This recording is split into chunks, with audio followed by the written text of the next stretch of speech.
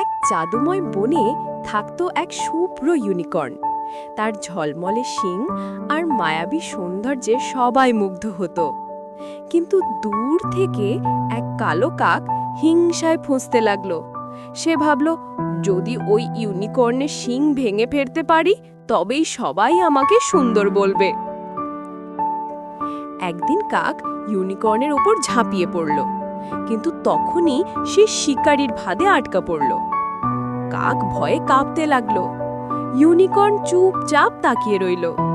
তারপর কাকের সাথে কি হলো তা জানার আগে, বন্ধুরা, যদি তুমি তোমার মাকে ভালোবাসো তবে লাইক করো, আর বাবাকে ভালোবাসলে সাবস্ক্রাইব করো, এবং তুমি কি খেতে ভালোবাসো তা কমেন্ট করে জানাও।